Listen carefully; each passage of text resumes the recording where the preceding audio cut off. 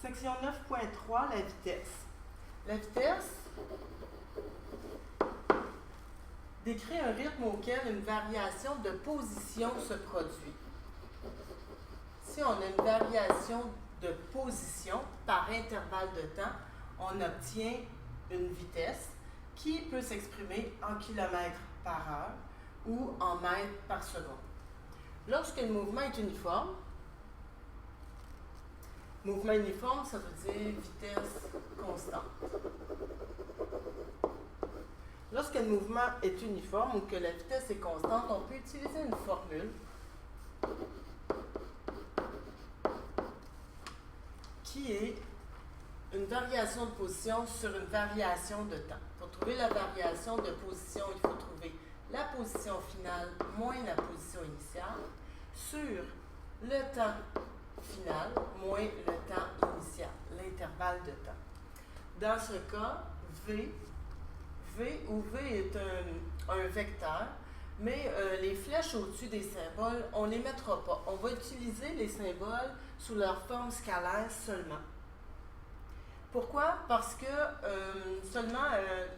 dans un mouvement rectiligne uniforme, il y a seulement deux orientations, avance et recul, et on va utiliser le plus et le moins comme orientation, tout simplement.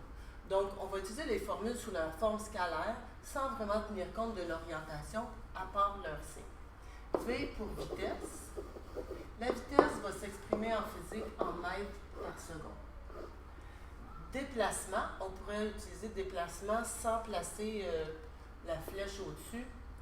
Déplacement qui va s'exprimer en mètres. Et le delta t qui est l'intervalle de temps.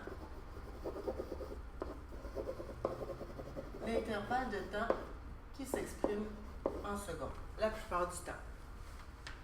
Donc, pour trouver la vitesse, on prend position finale moins position initiale sur temps final moins temps initial, ce qui veut dire que pour trouver la position finale, on peut faire une opération mathématique qui nous donnerait cette formule-ci.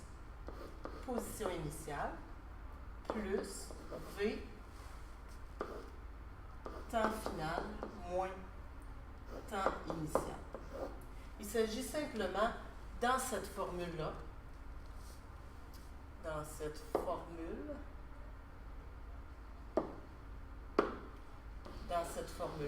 d'isoler la position finale. Pour isoler la position finale, on prend le temps et on le multiplie par le V. Le temps est multiplié par le V et on va lui additionner des deux côtés la position initiale.